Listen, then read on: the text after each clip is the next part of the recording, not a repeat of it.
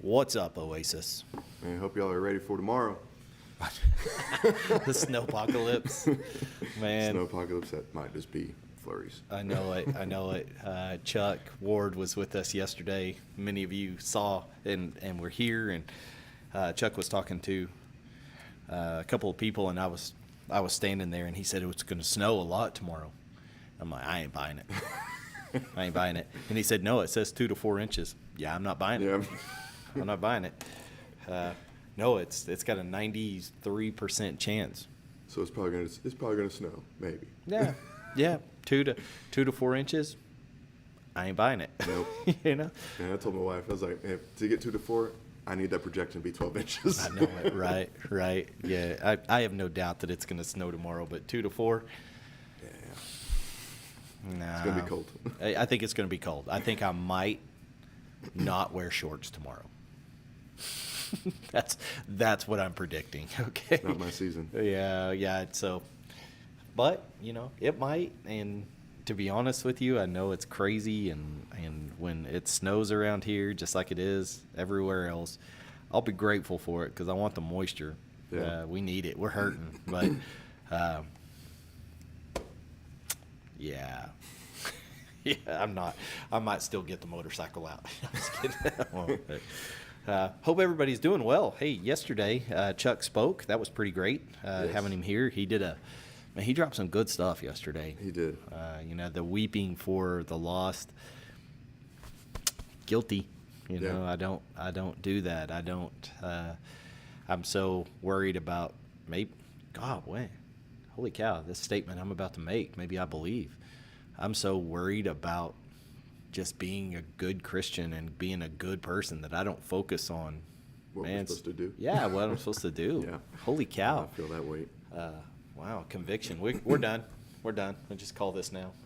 So, Chuck, if you're watching this, you're there with our team, and we're excited about that. Yeah. Yeah. And that's the one thing I love about hearing from Chuck, though, is just the experience that he gets to kind of craft all together. Yeah. And come paint really an amazing picture to many churches. Yeah, that is super cool. I love that ministry, and I love his ministry that he gets to go and be a part of that. And for those of you who don't know, then we have a group that is out today that went on to Guatemala to go work, working in a church that is a part of Oasis. We have helped fund them and build some stuff, and a big part of that story. And so that's incredible. One, that's going on, but two, just we have a group of our members that are in another country, and so need our prayer, just for safety, certainly, but also just drive. And there's going to be a moment somewhere this week where you just don't want to, and they're going to need their portion. And so just continue. Please pray for them. Pray for our pastor, as he is one of them, and just kind of leading that. So. So a word that I have today for us is, I was thinking about it. I was out of town a lot last week, actually, with you on half of it. And I was thinking about it. I saw an ad for something, and then on Instagram, I see them all the time of these self-help. I don't know. I guess it's just these pages that are self-help, and they're trying to discover yourself and all the things that kind of go along with it. And you know what? The thing is I totally get it. I get what people are trying to do. I get what I try to do. I understand why I follow those pages. It's inspirational, and it makes you feel good about yourself. But what really got my attention was, why are there so many? Why are there self-help sections in a bookstore? Mm-hmm. Why are there self-help sections in Walmart? Right? Why are there has to be, based on the amount of pages that I see on Instagram and Facebook and all those things. There's so many of these ads that pop up. Why do they exist? And the more I got to thinking about it, it kind of became like, it was convicting to me of, why do I follow those pages? Why do I own those books? And I think what it comes back to is, ultimately, it comes down to our sinful nature. And and what we were created and intended to be before the fall. It's the residual effect. We're trying to get back to it. We're trying to get back to that relationship with God that is really community. It's crazy. This version of our culture, this version, you and I's version right now of humanity is not the intended version of humanity. It wasn't. It's what we weren't created like that. You know, you think about Adam and Eve, and they were incredibly naive in the first place, but they were in total communion with each other and with the Lord and with the environment around them. And I think that that's what we were created to be. Ironically, that's what we're trying to get back to with these self-help books, right? Trying to be one with nature, trying to get in touch with my inner spirituality. Whereas, you know, Adam and Eve didn't struggle with any of that. They were in nature. They were nature. They were in communion with their spiritual self. Yeah. Why? God walked. There he is. He's walking in the garden. I hear his footsteps. Right? They knew him. And so, what I want to read is a passage that it's out of Romans, and this is not going to make us feel good. All right. It's Romans 1. Romans 1 is not one of those passages, chapters in the Bible that you read and you be like, man, I just want some good news. Romans 1 is not what you read. It is when you want to get put in your place a little bit and realize, like, he's talking about me. Yeah. But then I promise I'll land it with another passage of something else. Okay, so Romans chapter 1, starting in verse 18, it says, the wrath of God is being revealed from heaven against all the godlessness and wickedness of men who suppress the truth by their wickedness. Already we're feeling bad about ourselves. Since what may be known about God is plain to them, because God has made it plain to them. For since the creation of the world, God's invisible qualities, his eternal power and divine nature have been clearly seen. He's been revealed, being understood from what has been made, so that men are without excuse. For although they knew God, they neither glorified him as God nor gave thanks to him. But their thinking became futile, and their foolish hearts were darkened. Although they claimed to be wise, they became fools, and exchanged the glory of the immortal God for images made to look like mortal man, and birds, and animals, and reptiles. They went searching for it. It's right there. I mean, they created their self-help, right? 24.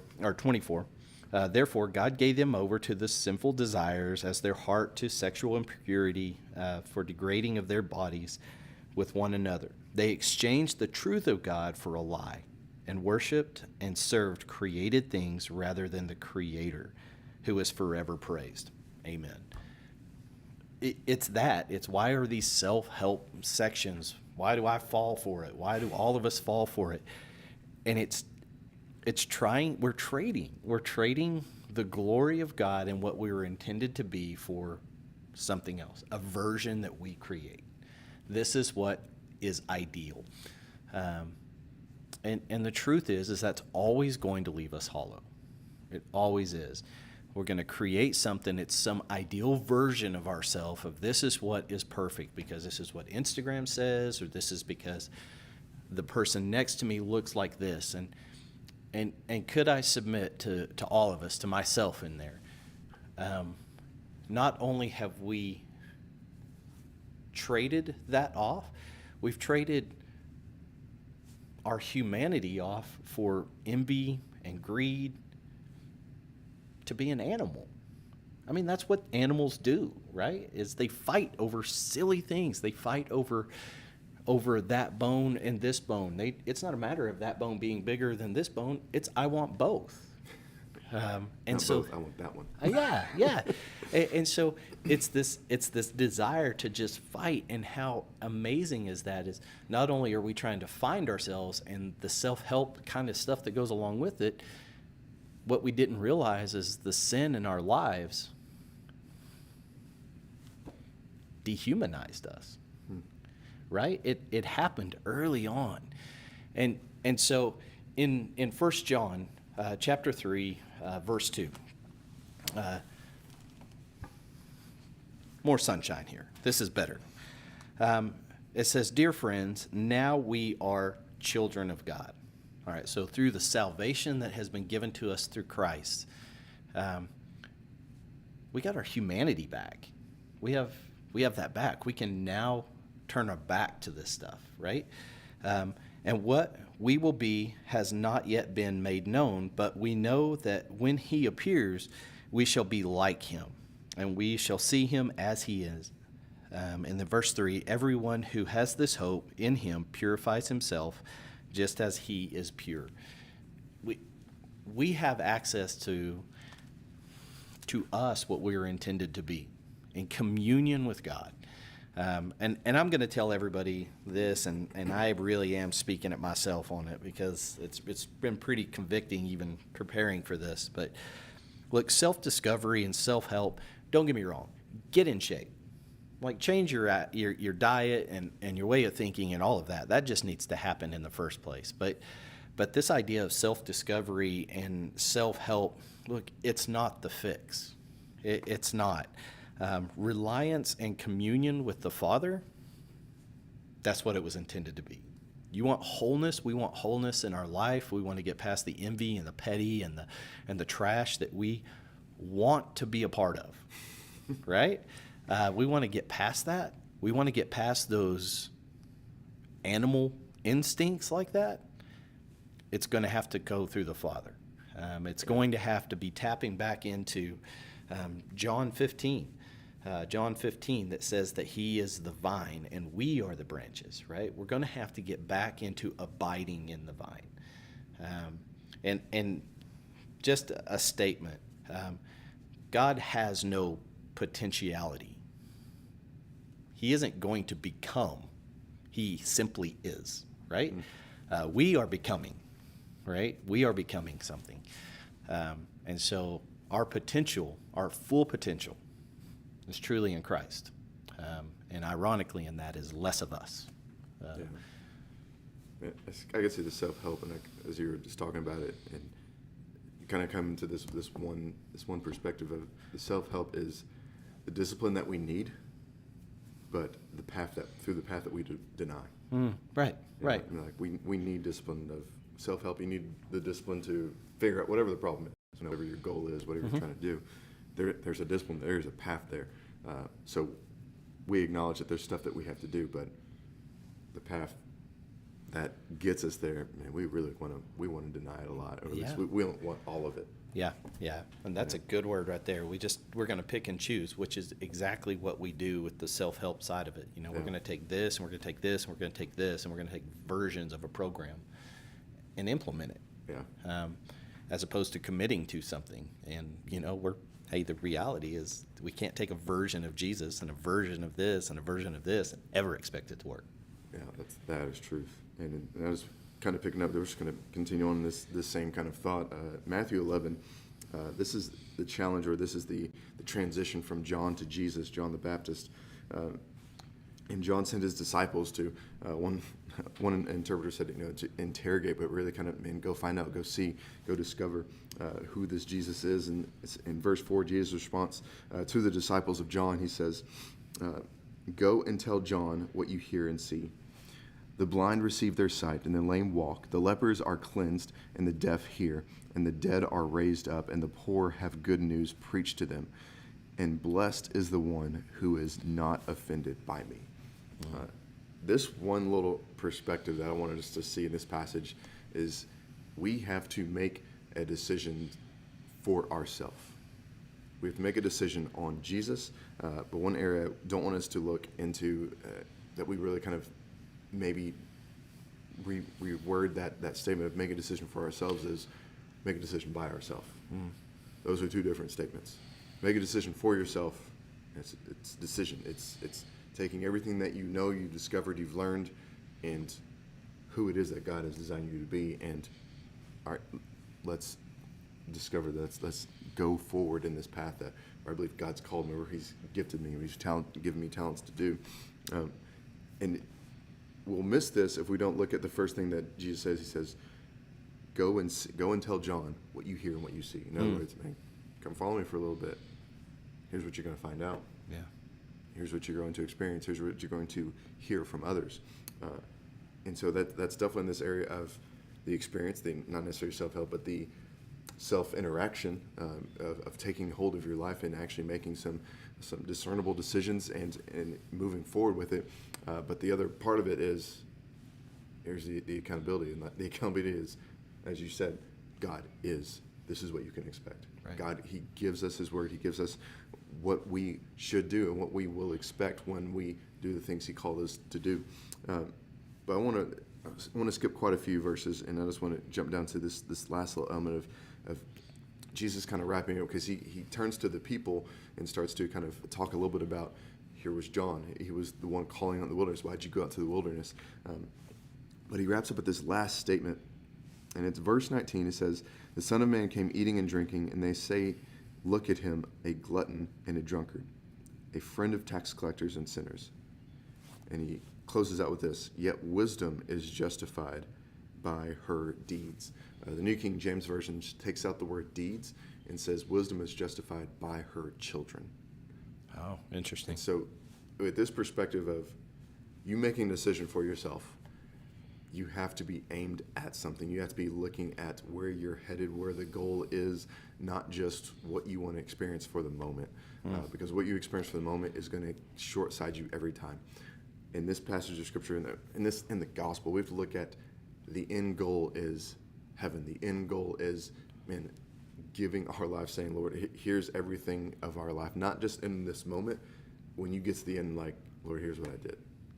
But I did this because I believed in you. And let that be the motivation, the purpose for everything that happened therefore after. And everything that you're going to lay down at the pearly gates and say, here's all I have. Here's all I had that you gave me. But looking at this whole element of the children, when you're discerning things, you have to look at what are the decisions that have already been made. What are the experiences that others are hearing? That's a part of the process, but we want to kick that can down the road and never get to the point of come see for yourself and make a decision for yourself. Yeah. I love this, and I love this discussion with it. Is, I was talking to one of our students last night. Is I think at some point in time we commit to the process. This is who I am, there's those all-in moments, I think, that are in any vocation, any aspect of life, but it definitely, and what it was intended to do was that all-in moment is with our relationship with Christ. Saying this is in fact who I am, and this is what I'm going to do, and trusting the Lord, which is easy to say, and it's easy for two pastors at a church to sit here and say that, and it's really hard to do. And that's a true statement as well. But what we didn't say is it's impossible. Each day, just a little bit better, a little bit closer to God, a little bit more trusting and reliance in that. So guys, I just want to encourage everyone this week. We've all had, it seems like in the last handful of weeks, I was talking to some individuals this morning, and it kind of sounds like everybody kind of started the new year with a little bit of a hind end got whooped immediately, and which is interesting. That's not how anybody ever wants to start a new year, but the reality is just another day, and it's just another season. And, our reliance on the Lord is just pressing into him. So I just want to encourage everyone, just press into God, know that he is good, know who you are in him, and just find your peace and reliance in him, and press into others, that we can all walk together through a lot of stuff and shore each other up. So that's it. That's my bit. Yeah. We'll see y'all next week. Love you guys.